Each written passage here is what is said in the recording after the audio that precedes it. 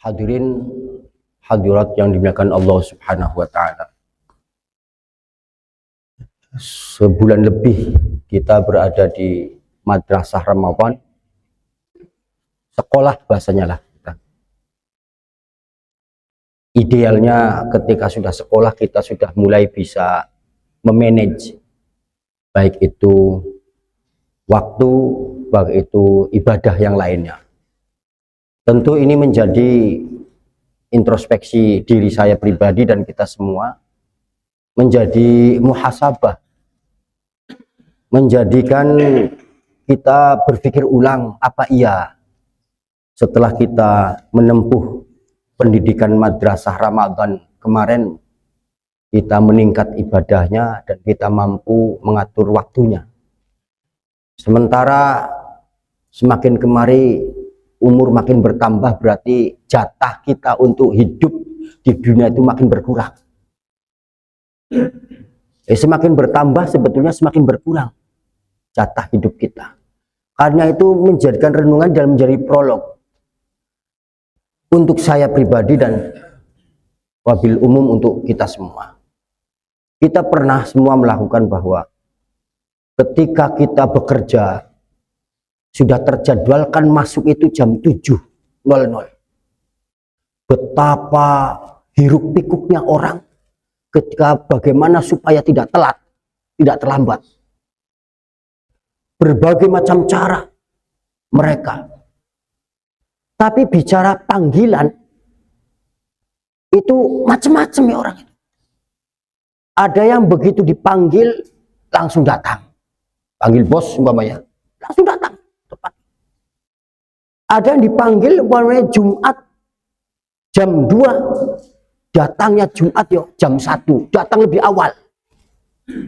Ada yang dipanggil ya nggak datang-datang, malah datang telat. Ada yang dipanggil nggak datang sama sekali. Sama Pak, kalau kita analisa itu dalam waktu panggilan sholat itu sama seperti itu. Ada kumandang azan itu bisa panggilan itu. Ada yang langsung datang. Ada dengar azan baru datang. Ada itu. Ada juga ketika mendengar surah azan nanti datangnya belum qomat atau belum mulai sholat yang wajib atau apa. Ada juga yang sebelum azan sudah datang.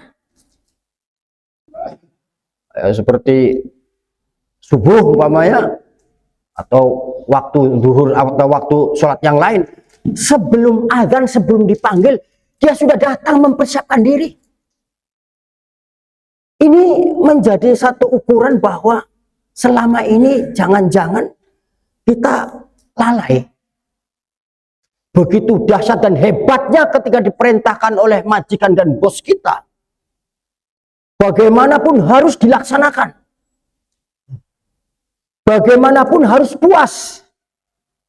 Tapi bicara masalah sholat, pelaksanaan perintah Allah Subhanahu wa ta'ala, justru grade-nya itu lebih di bawah daripada kita menghadapi bos yang hanya sebatas kekhawatiran dipecat, kekhawatiran diturunkan.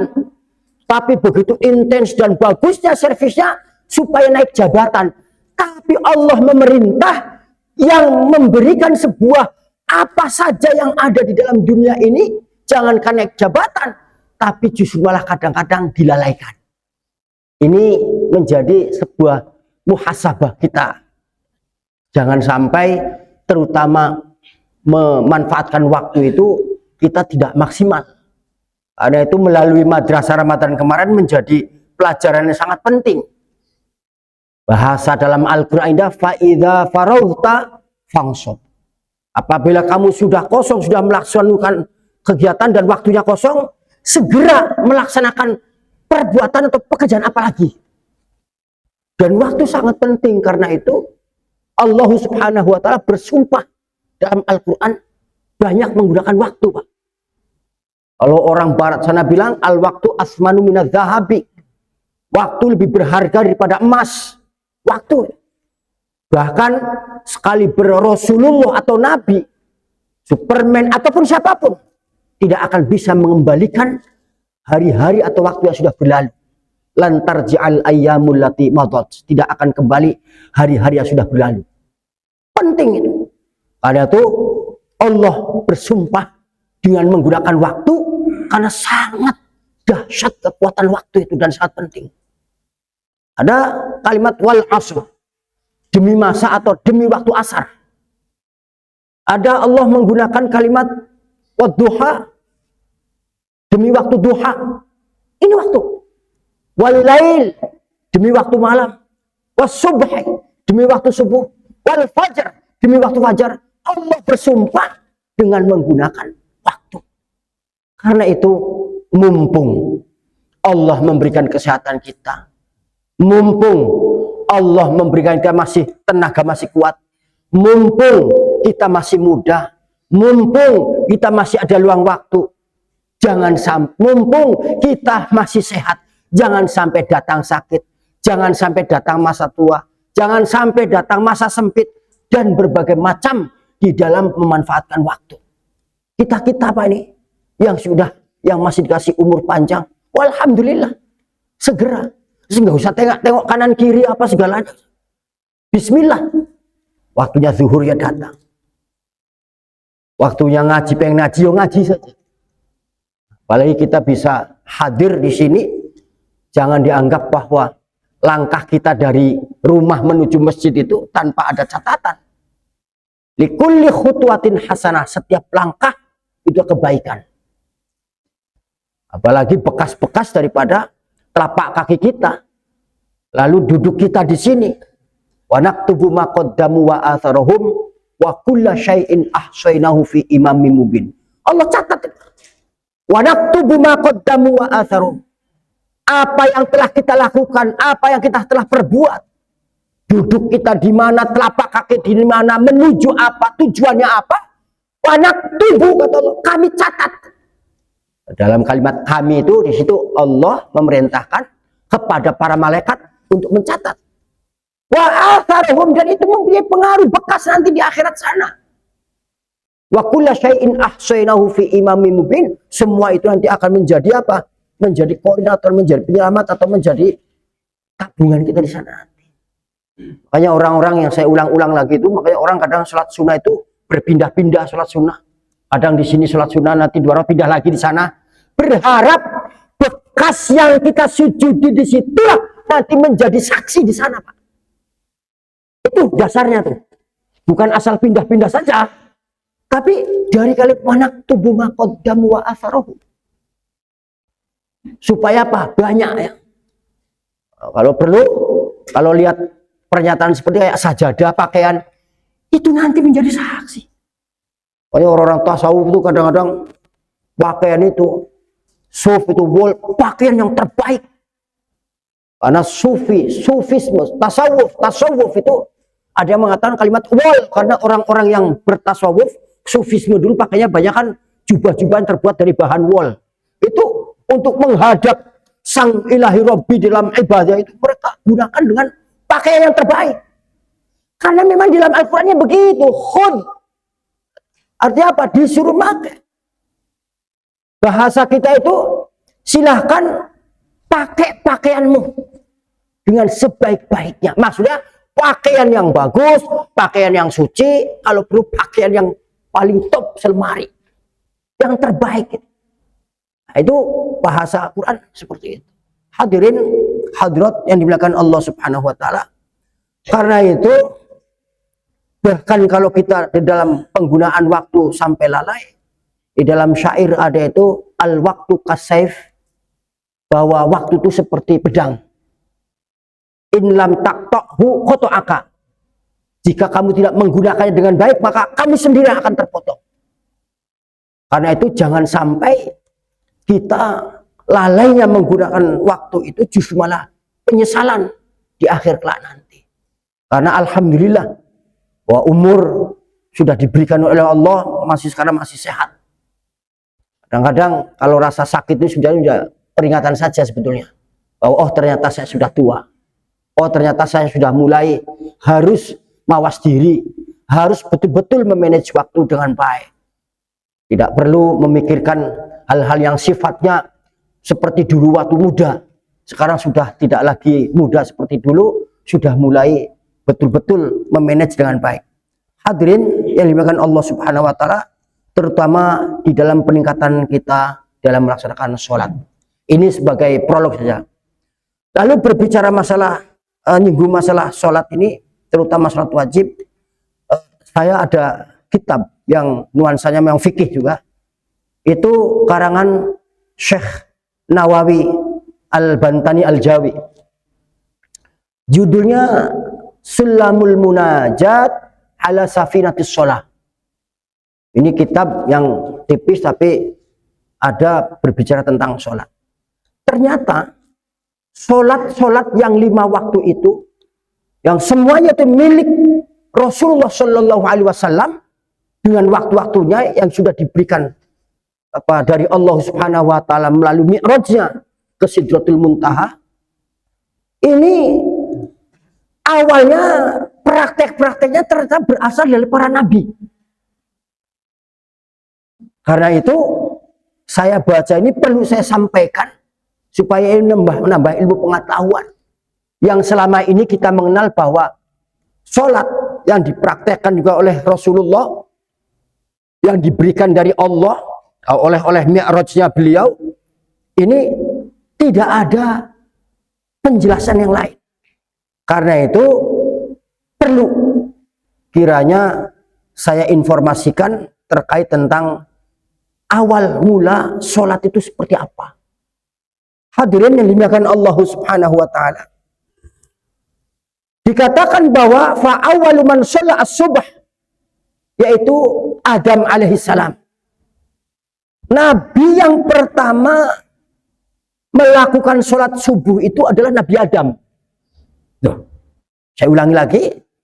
Sholat subuh yang paling pertama, awwalu man shalla as-subh. Nabi yang pertama melakukan sholat subuh itu atau orang adalah Nabi Adam alaihi salatu wassalam. Kok begitu?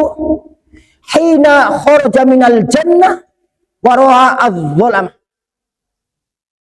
Ketika Nabi Adam dikeluarkan oleh Allah dari surga dan Adam merasa melihat kegelapan. Mungkin kayak malam, waktu malam atau apa. Gelap. Fa khaufa khaufan syadidan. Nabi Adam itu merasa takut dengan kegelapan, sangat takut.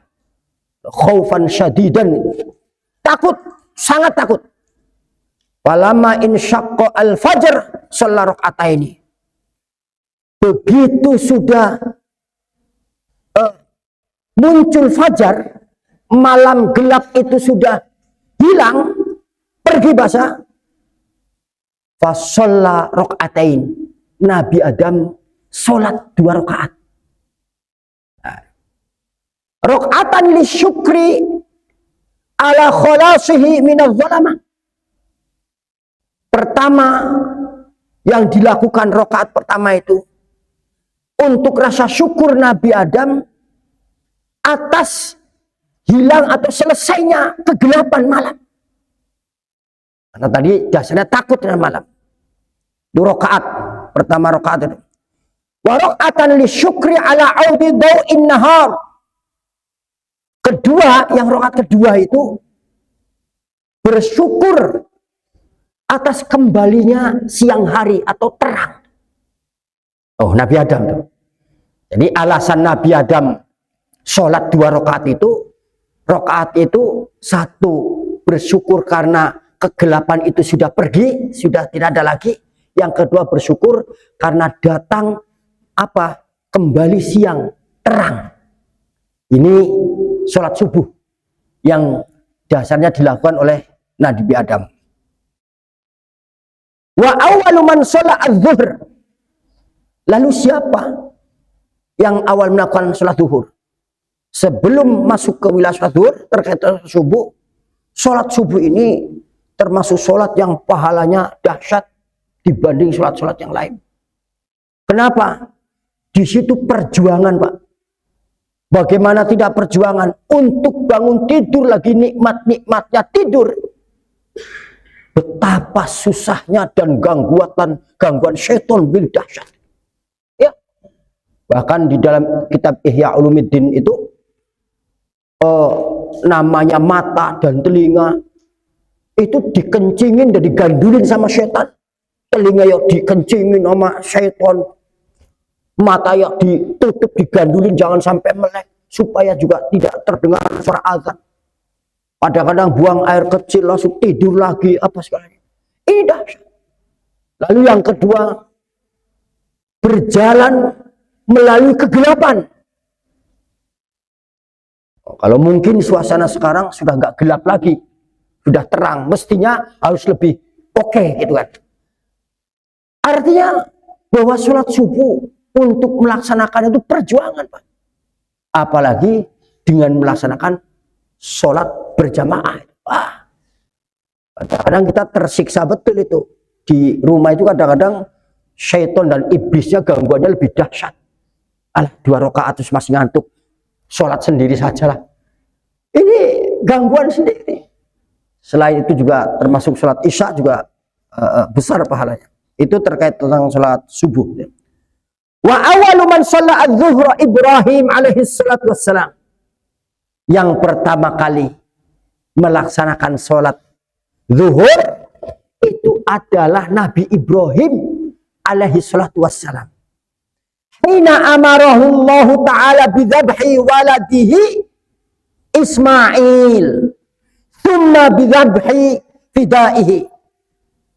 Ketika Nabi Ibrahim diperintah oleh Allah Subhanahu wa Ta'ala untuk menyembelih anaknya Ismail yang kemudian diganti oleh Allah dengan seekor kibas yang bagus. Tuh. Nah, kalimat ini wadhalika hina zawalu syams. Ketika matahari sudah di atas itu, lengser sedikit itu waktu ketika hendak menyembelih anaknya Ismail. Di waktu zuhur, fasalla 4 rakaatin. Dan Nabi Ibrahim sholat 4 rakaat. Nabi Ibrahim zuhur itu, ini zuhur itu. Asalnya karena memang Ibrahim saat itu disuruh menyembelih anaknya Nabi Ismail pada waktu zuhur itu. Waktunya itu. Dan sedikit tentang Nabi Ibrahim itu, Nabi Ibrahim Khalilullah yang memang kekasih Allah, bukan tanpa sebab Nabi Ibrahim diperintahkan untuk menyembelih anaknya itu. Dulu pernah berseloroh, pernah mengucap, Nabi Ibrahim itu termasuk Nabi yang dermawan, selalu bersedekah. Bahkan konon dalam riwayat tidak hanya orang yang iri, malaikat sampai iri. Karena saking dermawannya Nabi Ibrahim. Sampai-sampai Nabi Ibrahim mengatakan, jangankan harta benda, anak kalau perlu saya sedekahkan. Kalimat ucapan Nabi Ibrahim, anak kalau perlu, itu menjadi catatan tersendiri, sehingga di lain waktu setelah itu Nabi Ibrahim bermimpi 3 kali, ditagih oleh Allah terkait apa mimpinya untuk menyembelih anaknya Ismail, karena pernah mengatakan jangankan harta benda, anak sekalipun itu selorohan. Makanya ada yang mengatakan bahwa hati-hati kita dalam berbicara, jangan sampai itu menjadi catatan lalu nanti malah kena dalam diri kita, gitu, seperti itu. Nabi Ibrahim begitu. Mimpi pertama nggak percaya, belum percaya, mimpi. Sisi manusianya lah, sisi manusiawi. Yang kedua, sama lagi mimpinya begitu. Yang ketiga mimpi lagi. Akhirnya, ya tentu saja guncang kita bisa bayangkan Nabi Ibrahim saat itu belum punya keturunan. Berkeluarga bersama Sarah, belum memberikan keturunan. Sudah sepuh. Punya pembantu namanya Siti Hajar. Siti Hajar itu budak dari Ethiopia, berkulit hitam, miskin lagi. Tapi Nabi, justru Siti Sarah lah yang menyarankan Nabi Ibrahim untuk menikahi Hajar. Loh ya, Hajar dalam posisi al-mustad'afin, orang yang lemah. Ethiopia, berkulit hitam, pembantu, miskin. Dinikahi seorang Nabi. Masya Allah, kebahagiaan yang memuncak. Tidak bisa bayangkan pembantu dinikahi sama bosnya. Pembantu dinikahi sama presiden umpamanya. Betapa bahagianya dan gembiranya. Hajar begitu. Singkat cerita, lahirlah Ismail. Dan ternyata manusiawi lagi. Siti Sarah kekhawatiran terjadi kecemburuan. Itu sekalian perintah daripada Allah Subhanahu wa ta'ala, hijrah ke lembah-lembah yang sudah, gunung-gunung sudah tidak aktif lagi di sana. Ismail dihijrahkan ke sana. Baru setelah itu sejarah mengatakan Siti Sarah baru memiliki anak yang namanya Ishak. Itu. Nah, yang menjadi pertanyaan, orang kadang-kadang hanya fokus membicarakan tentang Ibrahim dan Ismail ketika momentum Idul Adha. Nggak pernah sedikit menyinggung tentang Hajar bagaimana untuk bisa merelakan anaknya untuk dikorbankan. Karena itu Hajar penting untuk dibahas. Bahkan penghargaan Allah Subhanahu wa ta'ala dengan sosok seorang budak berkulit hitam dan miskin dari Ethiopia itu, konon ada sejarawan mengatakan bahwa hijr Ismail itu adalah pangkuan Ismail di mana Hajar dimakamkan. Ada yang berpendapat begitu. Yang simbol secara bangunan sebetulnya dulu Ka'bah pernah ambruk, dan disitulah dulu di dalamnya itulah dalam Ka'bah, pengganti Ka'bah dulu. Tapi hijr Ismail itu pangkuan Ismail, yang artinya ada mengatakan sejarawan itu adalah makam Siti Hajar. Kok bukan Nabi yang hebat, mulia, kok bukan raja yang dermawan, justru Siti Hajar yang di dekat dengan rumah Allah itu. Disitulah penghargaan Allah Subhanahu wa ta'ala dengan Siti Hajar. Karena apa? Mengikhlaskan anaknya untuk melengkapi sejarah dan syiar agamanya. Kita bisa bayangkan anak konon umurnya masih di bawah 12 tahun. Lagi seneng-senengnya melihat. Nah, ini terkait tentang Nabi Ibrahim alaihi salatu wassalam. Hadirin hadirat yang dimuliakan Allah Subhanahu wa ta'ala. Karena itu Nabi Ibrahim sholat 4 rakaat, rakaatan li syukri alal fida. Nabi Ibrahim 1 rakaat itu sholat karena bersyukur atas apa? Atas digantinya Nabi Ismail dengan seekor gibas. Yang konon gibas itu dari surga didatangkan oleh Allah, yang gibasnya itu adalah milik anak Nabi Adam, Habil, gibas yang terbaik untuk menggantikan Ismail yang disembelih. Nah, itu Nabi Ibrahim sholat 1 rakaat untuk itu. Wa raqatan li syukri ala dhihabi huzniha ala waladihi. Yang kedua, rakaat yang kedua, Nabi Ibrahim melaksanakan sholat bersyukur atas hilangnya kesedihan untuk menyembelih anaknya. Oh, manusiawi itu sedih. Kadang-kadang Nabi mestinya nggak perlu diuji, tetapi kok justru malah Nabi lebih dahsyat ujiannya. Jadi kita nggak usah bisa mengatakan bahwa ya Allah, saya dosa apa kok ujian begini banget. Loh, Nabi yang sudah jelas itu kekasih Allah, utusan Allah, masih diuji bahkan lebih berat. Loh, kita kok malah ngeluh? Diuji katanya apa? Malah mengatakan kesombongan, dosa apa saya katanya. Ini menjadi masalah. Kita ini nggak bisa lepas daripada ujian. Annad dunya darul bala wal imtihan. Udah dunia itu tempatnya ya apa namanya ujian, tempatnya masalah pokoknya. Karena itu diuji semua orang, nggak ada. Karena dengan cara diuji itu tentu itu agar ada naik tingkat dalam hal ini keimanan kita. Dalam sekolah juga seperti itu. Ada ujian. Sekolah kalau mau naik tingkat dari kelas D, kelas 1, naik kelas 2, ya ujian.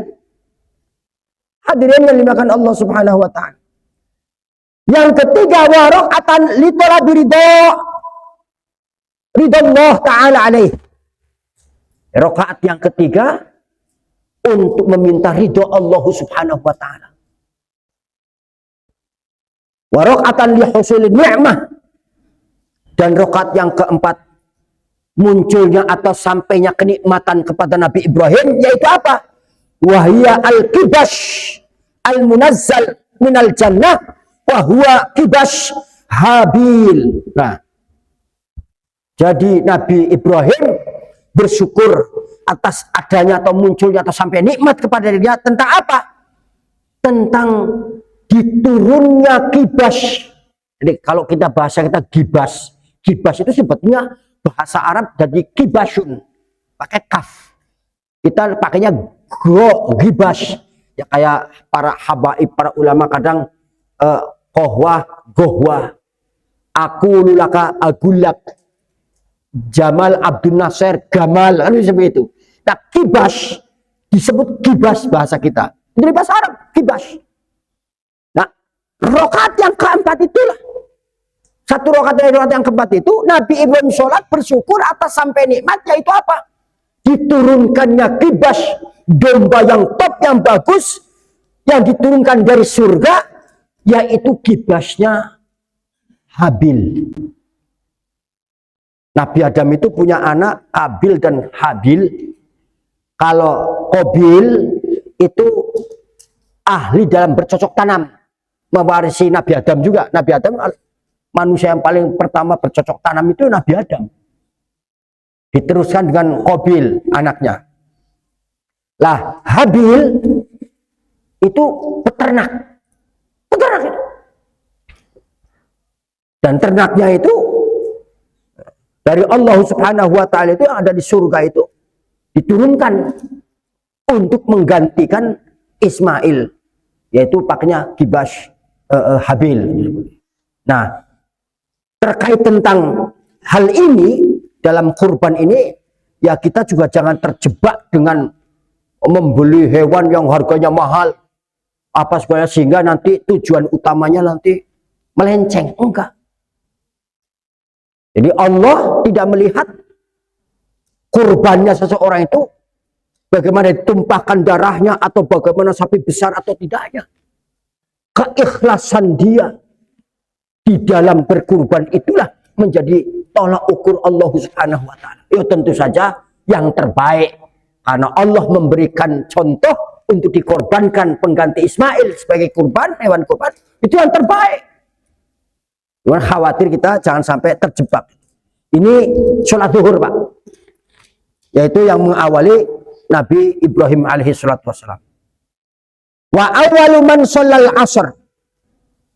Yang pertama kali melaksanakan sholat asar itu adalah Yunus alaihi salatu wassalam. Nabi Yunus. Nabi Yunus kita mengenal yang dimakan oleh ikan besar. Bahasa kita ikan paus, karena kenal kita ikan paus ikan terbesar di laut. Tapi di situ tidak jelaskan paus atau bukan, ikan besar lah bahasanya. Kalau bahasa Arabnya al-hut. Al-hut itulah ikan. Hina akhajahu min batnil hut. Jadi ketika Nabi Yunus alaihi salatu wassalam dikeluarkan oleh Allah Subhanahu wa taala min batnil hut, dari perut ikan besar. Wa huwa mithlu farkhit thayril ladzi la risha fihi.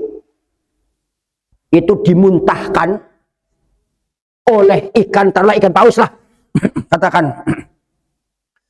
Begitu dimuntahkan itu Nabi Yunus diibaratkan keluar dari ikan besar itu yang dimuntahkan itu Wa huwa mithlu farhit tayri alladzi la risyafi, seperti anak burung yang lari syafihi, tidak ada bulu. Berarti dalam keadaan tidak, bahasa kita kalau bulu itu adalah pakaian penghangat atau daripada. Jangan-jangan kalau tafsiran pemahaman kita yang bebasnya dalam keadaan tidak memakai baju atau apa itu. Ya seperti burung yang tidak ada bulunya, coba bisa bayangkan bahasa yang kitab ini. Waqad kana fi arba'i dalamat, dan di situ Nabi Yunus melaksanakan sholat 4 rakaat atas terselamat dari 4 kegelapan. Nabi Yunus dimakan ikan besar itu bukan tanpa alasan. Termasuk Nabi Yunus itu memimpin kaumnya itu yang ada sebagian mengatakan kurang begitu sabar, sedikit ngambek lah bahasanya. Enggak taat, akhirnya pergi ke kota lain. Tiba-tiba naik kapal, di situ kapal di tengah lautan itu berhenti, nggak naik-naik.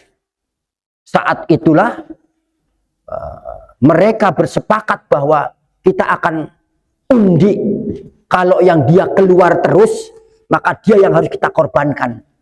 Yang saat itu padahal semua penumpang kapal nggak setuju, dalam arti nggak tega gitu. Yang konon dalam riwayat dikocok lagi ya Yunus, dikocok lagi ya Yunus, kocok lagi Yunus. Akhirnya Pak Yunus ya pasrah, ya silahkan kalau memang itu sudah menjadi kesepakatan dan ketentuan. Ya semua yang nggak tega. Karena itu ada kalimat usul fikih dalam kata darul mafasid muqaddamun ala jalbil masolih. Maksudnya mengorbankan satu untuk kemaslahatan umum itu lebih dikedepankan, muqaddamun, silahkan dikedepankan, bisa dilakukan. Daripada kalau nggak melakukan seperti itu, nanti itu terombang-ambing, kapal nggak jelas, pada kelaparan, pada mati, bahkan bisa tenggelam. Lebih baik dah dikorbankan salah satu. Dikorban di situ, dilempar ke laut, bukan korban umpamanya seperti orang-orang tanpa dasar. Mereka punya dasar, sekalipun mereka tidak nyaman. Kesian, dan Allah menyelamatkan, memerintahkan ikan yang besar untuk memakan Nabi Yunus. Nah, ketika sudah dikeluarkan, Nabi Yunus tentu saja melakukan apa?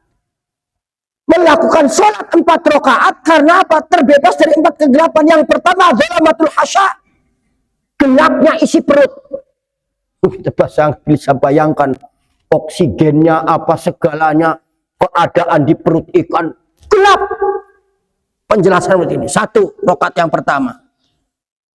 Rakaat yang kedua, zalamatul ma, dia di dalam air itu gelap. Hanya permukaan-permukaan saja yang mungkin kena sinar matahari. Ya dalam air ya gelap. Wa zalamatul lail, dan juga gelapnya waktu malam hari. Wa zalamatu batnil hut, dan gelapnya perut daripada ikan yang besar tadi. Nah, terhindar dari 4 kegelapan itu, Nabi Yunus melaksanakan sholat. Yang konon Nabi Yunus dimuntahkan oleh ikan itu, wakana khurujuhu fi waqtil asri, ketika keluar dari mulut, dari perut ikan besar, taruhlah ikan paus itu, waktunya di waktu asar. Tuh. Fasalla 4 rakaatin, maka Nabi Yunus melaksanakan sholat 4 rakaat. Syukron lillahi ta'ala ala khalasihi min tilka dhalamat al-arba'. Menjadi mensyukuri, bersyukur kepada Allah Subhanahu wa ta'ala atas bebasnya, atas tersudahinya dari 4 kegelapan tadi. Nah, jadi yang pertama kali melaksanakan sholat asar itu adalah Nabi Yunus. Dan konon ketika kita perjalanan umroh, Ustaz Syarif, dulu ada istilah masjid yang di dekat laut itu, yang di pantai lah itu namanya apa? Masjid Apung ya. atau Masjid Jin, Masjid Apung ya. Yang konon ada sebagian mengatakan dikeluarkannya di situ, Ustaz. Nabi Yunus itu dikeluarkan di situ. Dan Nabi Yunus begitu dikeluarkan di situ di tepi pantai, di tepi laut itu, Nabi Yunus dalam keadaan lapar, Pak. Nah di situ Allah menumbuhkan jenis tanaman seperti labu. Yang di dalam kitab Ihya Ulumuddin, Rasul itu dalam riwayat senang dengan labu. Labu yang bulat itu, Pak. Labu yang warna pink, warna kuning itu namanya labu apa? Labu parang ya. Labu parang itu. Kata Nabi mengatakan dalam kitab Ihya Ulumuddin, hadza thamratu akhi Yunus. Ini adalah buah yang milik saudara saya Yunus. Dan itu bisa untuk obat. Ya, untuk darah tinggi, untuk apa saja, itu bisa obat. Dikolak juga enak, makan begitu saja udah manis. Nah, konon Nabi Yunus begitu keluar di situ ada apa? Tumbuh tanaman syajarah di situ seperti labu yang dikenalnya labu parang itu. Nah, ini terkait tentang Yunus dan bagaimana awal sholat yang pertama melaksanakan sholat asar. Lalu yang keempat, wa awwalu man shalla al-maghrib. Siapa yang pertama kali melaksanakan sholat maghrib? Di sini diterangkan Isa alaihi salatu wassalam. Nabi Isa yang pertama kali melaksanakan sholat maghrib. Hina kharaja min baini qaumihi, ketika dia keluar dari kaumnya, di antara kaumnya itu, wa huwa hina ghurubis syams, ketika itu fajar itu apa namanya, matahari itu redup, matahari itu ghurub itu apa, tenggelam lah bahasanya, ghurubus syams. Fa shalla thalatha rakaat. Lalu Nabi Isa alaihi salatu wassalam itu melaksanakan sholat 3 rakaat. Rakaatan linafil uluhiyah an ghairillahi ta'ala. Rakaat yang pertama Nabi Isa laksanakan untuk menghapus linafil uluhiyah, ketuhanan selain Allah subhanahu wa ta'ala. Oh, Nabi Isa itu memang dipertuhankan oleh sebagian umatnya. Dan itu nanti konon termasuk Nabi Isa akan dipertanyakan itu. Kenapa manusia itu bisa mempertuhankan diri beliau itu? Itu Nabi Isa. Jadi Nabi Isa itu termasuk Nabi yang dipertuhankan. Alaihi salatu wassalam. Isa ini kaumnya kaum Nasrani. Nasraniyun itu berbagai macam pandangan ulama kenapa dikatakan Nasraniyun. Itu ada berasal dari kata Nasiroh. Nasiroh itu kampung, nama kampung di mana Nabi Isa lahir, kampung Nasiroh. Ada juga yang ada Nasoro yang suruh menolong, karena memang umat Nabi Isa itu ya suka menolong. Sementara Isa Al-Masih, kalimat Al-Masih itu suka perjalanan jauh. Nah, ini Isa itu. Makanya kadang-kadang para nabi itu bawa tongkat. Itu untuk perjalanan, memang mereka begitu. Para nabi itu, bahkan saudara-saudara kita kadang-kadang yang dakwah tabligh itu sering bawa tongkat itu, karena memang mengacu kepada para nabi yang sebetulnya nggak tahu tujuannya kalau sekarang bawa tongkat untuk apa gitu loh. Kalau dulu kan di tanah gurun atau di gunung-gunung kalau ada ular ataupun apa kan bisa saja untuk sebagian untuk senjata, dan sebagian mereka tongkat dari mukjizat seperti Nabi Musa itu tongkatnya mukjizat. Nah kalau sekarang bawa tongkat ya sah-sah saja, tapi nggak tahu apa namanya. Tapi ya nggak jadi masalah seperti itu. Silakan saja itu. Itu menggambarkan saja mengikuti ala Rasul pada zaman dahulu. Hadirin yang dimuliakan Allah Subhanahu. Itu yang rakaat yang pertama. Lalu Nabi Isa melaksanakan rakaat tsaniyah, rakaatan tsaniyatan. Linnafi at-tuhmah an ummati min qadafi qaumihi. Rakaat yang kedua Nabi Isa sholat untuk menghapus tuduhan kaumnya. Tuduhannya itu tadi macam-macam tuduhannya. Lalu yang ketiga, wa rakaatan li isbatit ta'tsir wal uluhiyati lillahi wahdah, untuk menetapkan ketuhanan bagi Allah Subhanahu wa taala. Tuh Nabi Isa. Dan Nabi Isa ini termasuk nabi yang memang masih hidup. Di dalam Al-Qur'an itu ada penjelasan Nabi Isa itu diangkat oleh Allah Subhanahu wa taala. Lalu di dalam sejarah itu yang namanya Yudas itu dimiripkan seperti Nabi Isa. Yang memang dulu Nabi Isa juga dikejar-kejar juga oleh umat yang ingin membunuhnya. Nah, disitulah sebagian loyalisnya ada yang mencari beliau juga untuk mencari bagaimana supaya bisa bergabung kembali. Dan para pengikut Nabi Isa itu ada yang keimanannya, kesolehannya tidak perlu dipertanyakan kembali. Yang namanya Al-Hawariyun. Al-Hawariyun itu loyalis Nabi Isa alaihissalatu wassalam.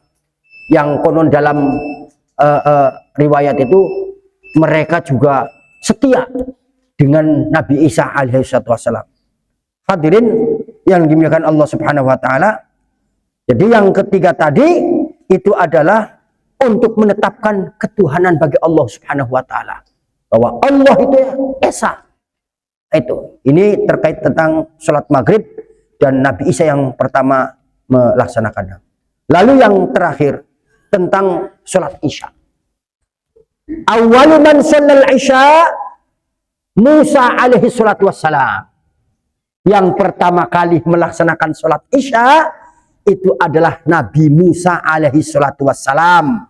Oh, Nabi Musa alaihi salatu wassalam. Hina dhalla an tariqi hina khurujihi min Madyan. Jadi ketika itu Nabi Musa gara-gara itu tersesat di jalan ketika keluar dari kota Madyan. Khurujuhu min Madyan. Nah, tersesat atau sesat nggak tahu jalan Nabi Isa itu. Nabi Musa itu keluar itu nggak tahu jalan, malah berdoa sudah, yang penting Allah nanti akan menunjukkan saya, mudah-mudahan saya ada jalan. Oh, nggak tahu ya. Maka sebab musabab disitulah muncul ada sosok perempuan yang menggembala kambing. Lalu ketika itu antri untuk meminum hewan ternak, lalu Nabi Musa itu membantunya, lalu pulang diantar. Saking baiknya Nabi Musa diperkenalkan kepada ayahnya yang ternyata itu Nabi Syu'aib. Nah, anaknya ini yang pada akhirnya menjadi istrinya. Istrinya itu anak daripada Nabi Syu'aib. Namanya siapa? Sofurah. Sofurah itu nama istri Nabi Musa, anaknya Nabi Syu'aib. Yang menggembala kambing, domba itu. Hadirin yang dimuliakan Allah Subhanahu wa taala. Wa huwa fi ahzani arba'ah. Nabi Musa itu mengalami 4 kesedihan. Pertama, fi huzni ala zawjihi. Kesedihan karena istrinya. Oh, istrinya sudah orang taat. Konon ada yang mengatakan istrinya Nabi Musa itu ada 4. Istri Nabi 4. Yang pertama itu Sofurah, anaknya Nabi Syu'aib yang dibantu memberikan air kepada gembalanya. Yang kedua namanya itu Jabsyah. Jabsyah itu juga ada yang riwayat mengatakan itu sebagai istri daripada Nabi Musa. Yang ketiga binti Kiyani, itu juga istri daripada Nabi Isa. Dan yang keempat binti Habab. Binti Habab juga ini. Itu ada dalam kitab Ta'addud Zaujatir Rasul. Jumlah istri para rasul, para nabi itu. Dan kitab ada Ta'addud Zaujatir Rasuli. Di situ dijelaskan bahwa Nabi Musa punya istri 4. Nah, hadirin yang dimuliakan Allah Subhanahu wa taala, kesedihan yang pertama atas istri tadi. Wa huzni ala akhi Harun. Dan kesedihan yang kedua karena apa? Saudara sekandung Nabi Harun. Nabi Harun itu disuruh bujuk umatnya itu jangan sampai menyembah anak sapi. Anak sapi itu kalau dalam bahasa kita al-ijl. Itu anak sapi yang kadang terbuat dari logam emas. Itu disembah-sembah, Pak. Nah, nggak sukses itu Nabi Harun dalam arti kategori sini. Dalam kejelasannya itu sedih Nabi Musa. Kenapa kok kamu nggak diarahkan umatnya itu untuk bisa menghindari daripada menyembah anak sapi tadi. Lalu yang ketiga, kesedihan atas anak-anaknya. Konon anak-anaknya memiliki 2 anak lah seperti itu. Wa huzni ala syatwati Fir'aun. Kesedihan atas kekejaman daripada Fir'aun. Fa khallasahullahu min dzalika kullu biwa'din shadiqin. Dan Allah selesaikan masalah itu. Dzalika fi waqtil isya. Dan penyelesaian itu terjadi pada waktu isya. Fa shalla 4 raka'atin. Dan Nabi Musa melaksanakan sholat 4 rakaat. Syukron lillahi ala dhihabil ahzanil arba'ah. Mengucapkan rasa terima kasih kepada Allah Subhanahu wa taala atas apa? Atas hilangnya dan lepasnya selesainya kesedihan 4 kesedihan itu.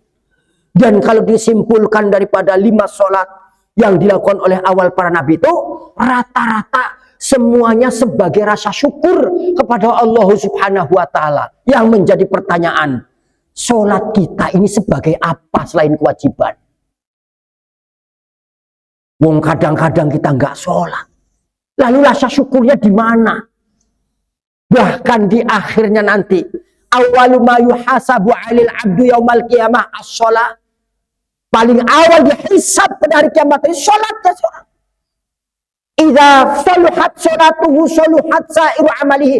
Apabila dia benar sholatnya, maka benar atau baik dia dalam kehidupan kesehariannya. Fa'in fasadat sholatuhu fasadat sa'iru amalihi. Ketika dia rusak sholatnya, maka kehidupan sosial juga rusak. Nggak sholat. Bagaimana para nabi saja bisa melaksanakan sholat, kok kita? Dan Nabi Musa juga memberikan sumbangsih kepada kita umat Nabi Muhammad. Yang mestinya Nabi Muhammad dapat sholat 50 waktu. 50 waktu. Itu karena jasa Nabi Musa, kita melaksanakan sholat 5 waktu, Pak.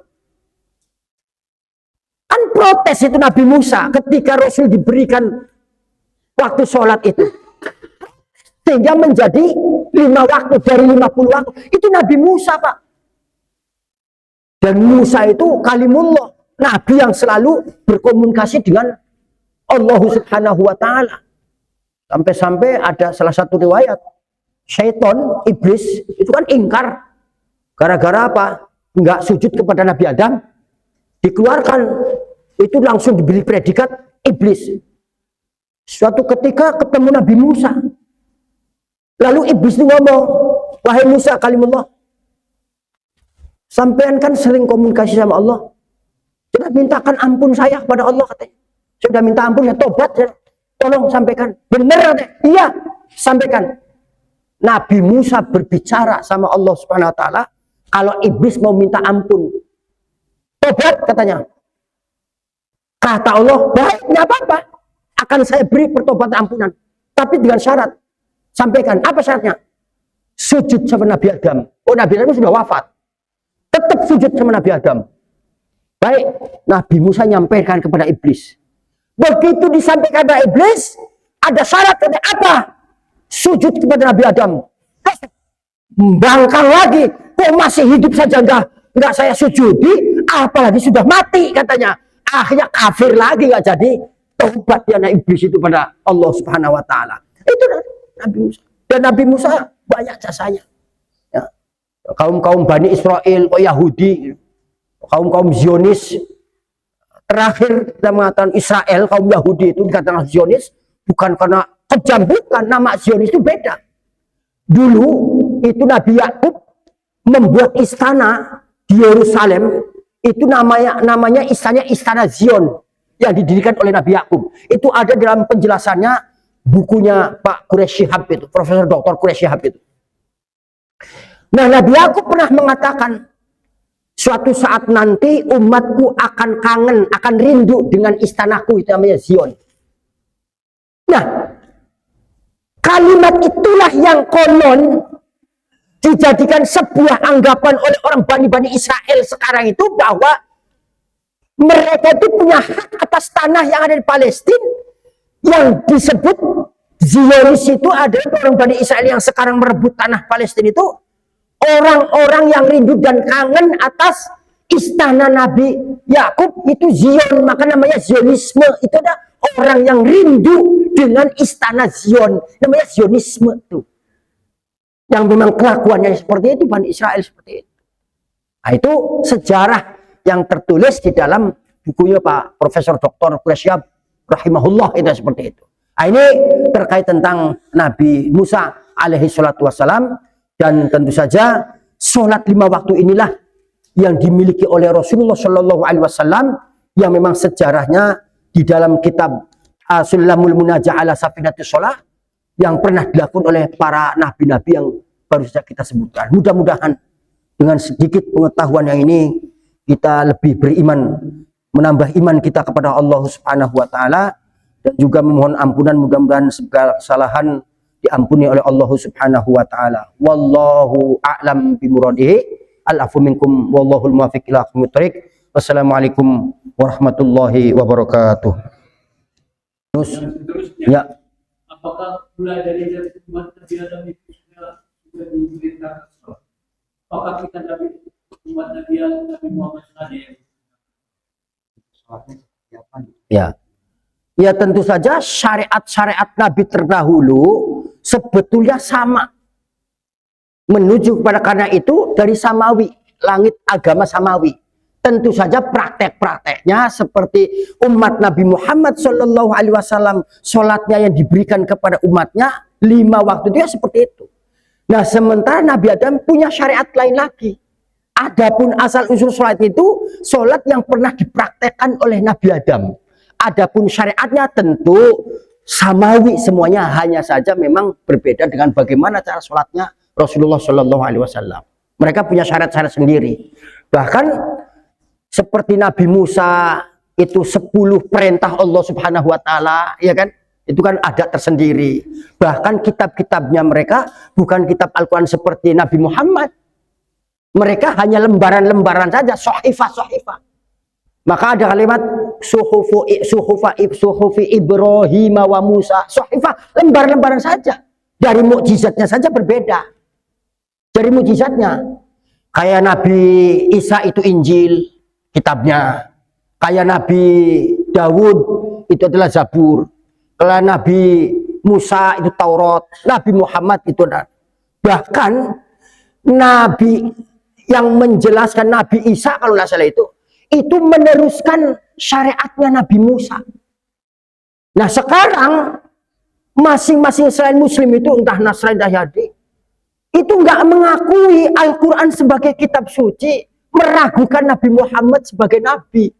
Sementara Islam mengakui itu yang namanya Isa, Musa, Dawud itu Nabi, dan mengakui kitab Taurat, Injil, Zabur itu adalah sebagai kitab.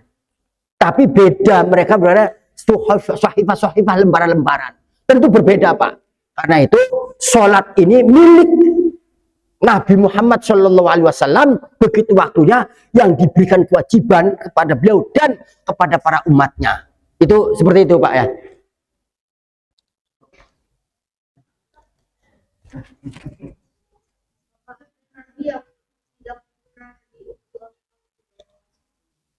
Semua diuji. Nah, makanya adik nanti kalau umpamanya sekolahnya sangunya sedikit, bahkan tidak ada sangunya, diuji. Apa ya sekolah gara-gara sangu, bekal, harus diuji. Iya. Menghafal susah, diuji. Jangan-jangan marah sama orang tua. Nah, iya kan? Nah, itu harus banyak istighfar supaya terhindar dari ujian. Manusia juga diuji. Adik nanti akan ada ujian, karena itu persiapkan. Kenapa? anna dunya darul bala wal imtihan. Karena di dunia ini tidak lepas dari ujian. Mau naik kelas 2 ada ujian nggak? Mau naik kelas 4 waktu itu ada ujian nggak? Kalau nggak ujian bisa naik kelas nggak? Nah itu pasti ada ujian. Wah, apalagi para nabi ujiannya lebih berat. Maka jangan merasa kita seneng, enak ya nabi, surganya dijamin. Loh ya ujiannya lebih berat kok, nggak pernah melihat di sananya. Wong kita mah belum seberapa. Itu deh ya, cakep. Cukup. Al-Fatihah. A'udzubillahi minasyaitonir rajim.